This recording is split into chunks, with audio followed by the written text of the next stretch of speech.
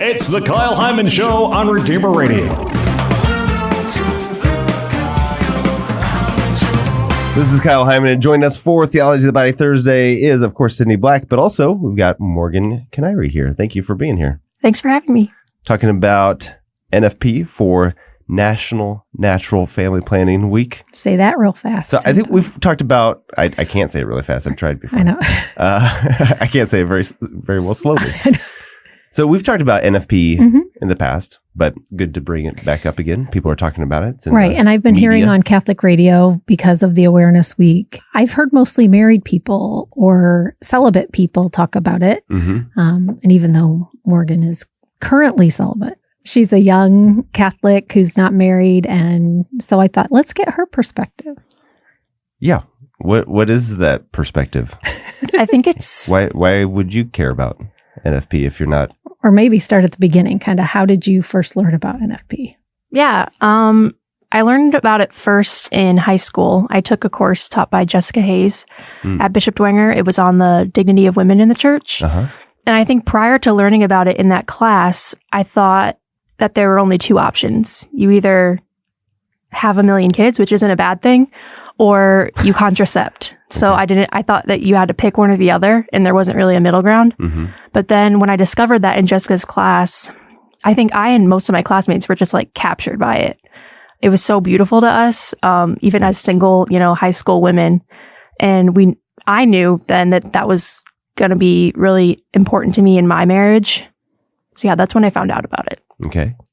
And then did you learn a particular method, or was it more just the concept of it? They taught us mostly the concept. I'm not really familiar with the ins and outs so much, just because I think that's during the pre-cana you learn the ins and outs, but just kind of the concept of it.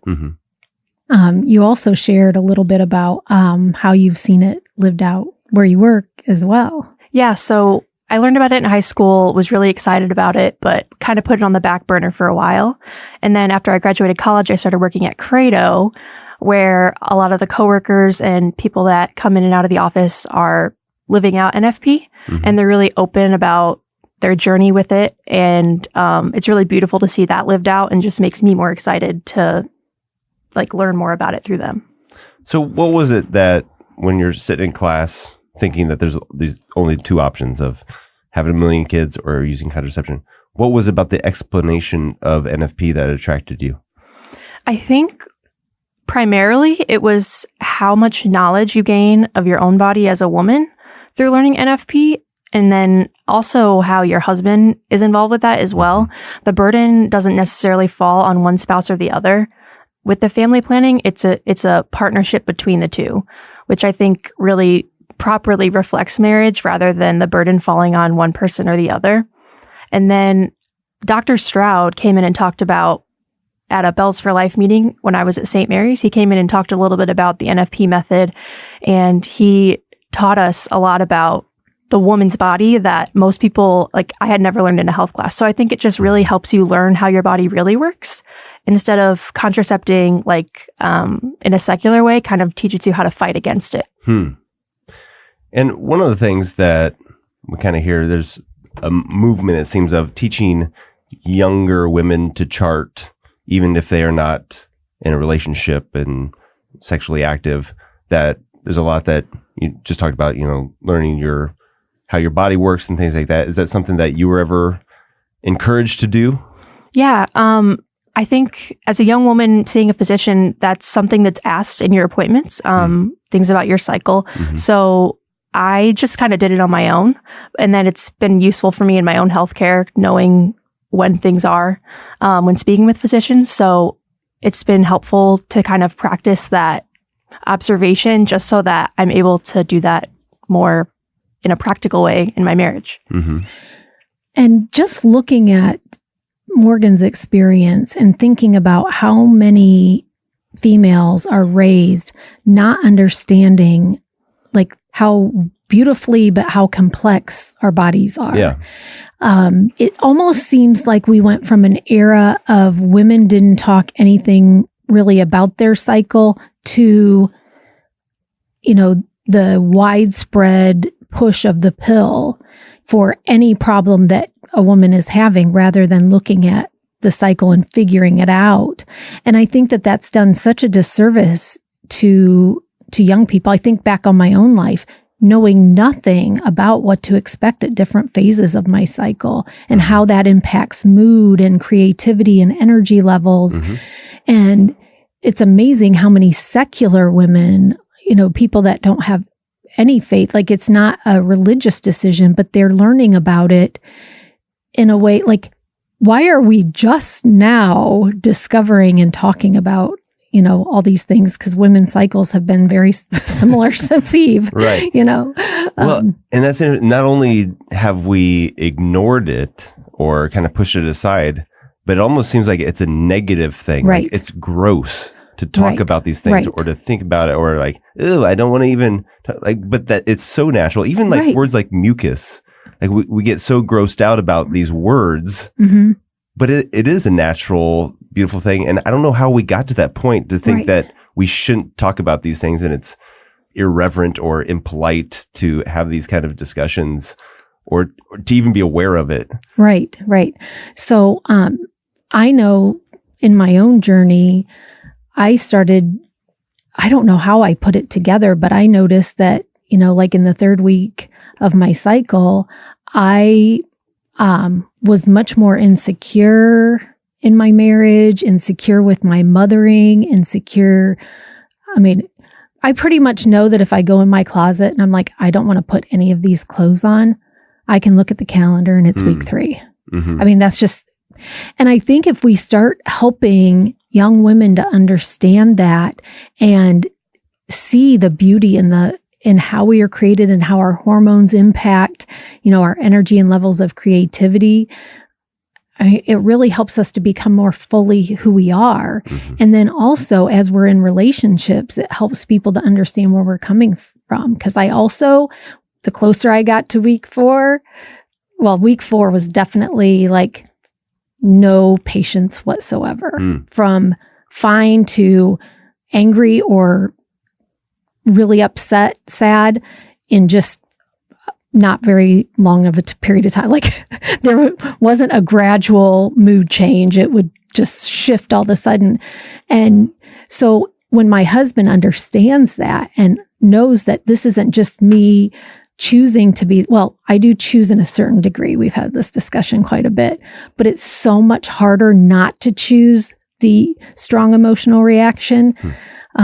So it helps us to navigate, our relationship and our family dynamics as well. I don't know if you've experienced things like that, Morgan. I just was thinking about, you talked about the disservice that it is to young girls to not talk about their way their bodies work, just kind of encouraging them to contracept the first time a problem comes up.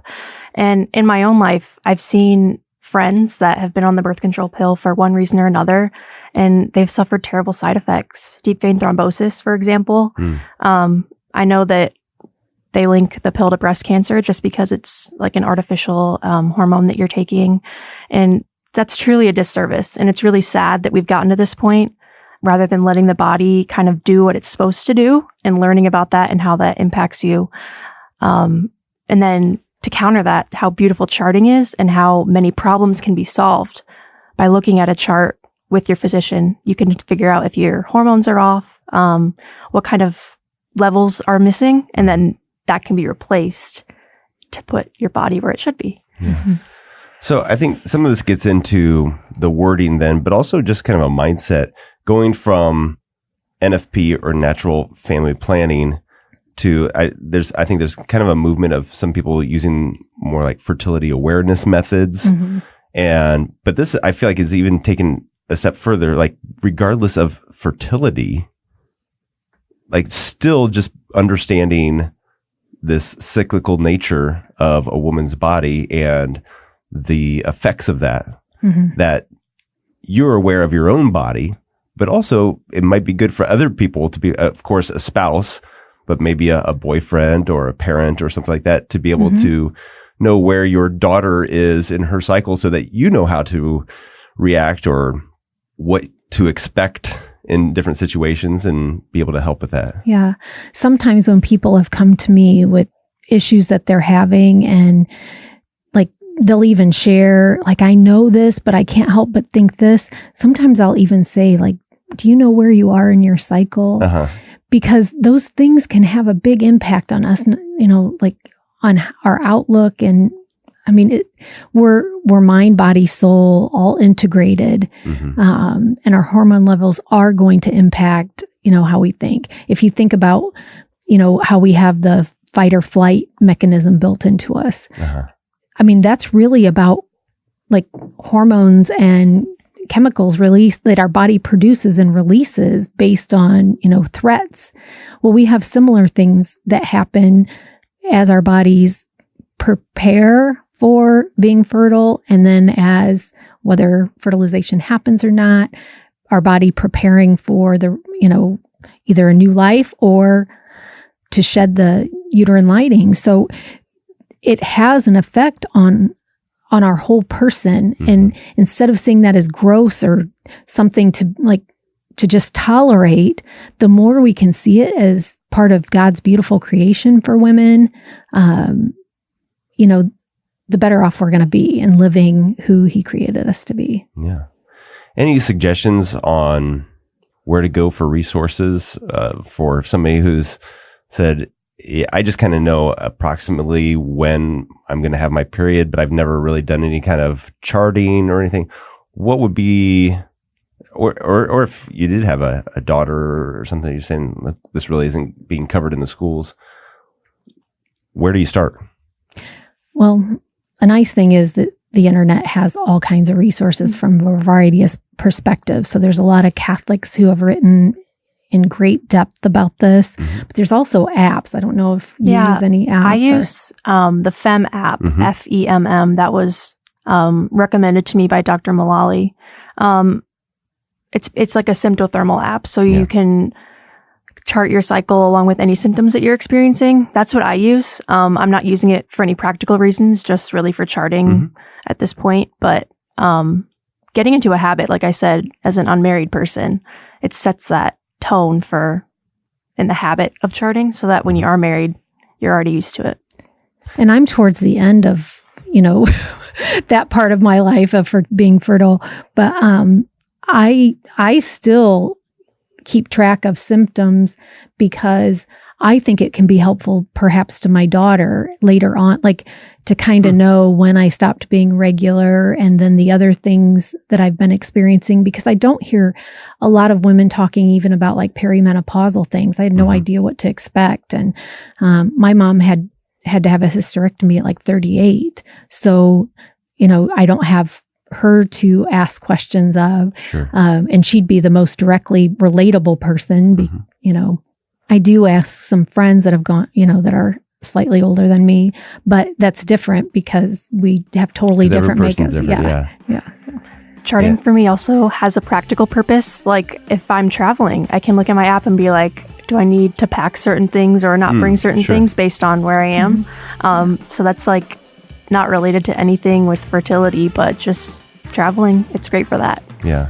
My daughter was just telling me that it was the week before she had PMS. So she got online. She's like, I don't like any of my clothes. And she bought a bunch of clothes. And then she looked at her app and she's like, cancel.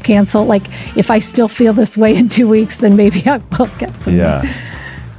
All right. Well, check out the FEM app, FEMM. And my wife and I use that as well. So it is very easy. And you can have a joint account for couples that are listening awesome. as well. So thank you so much for sharing with us and reminding us about NFP. Appreciate it.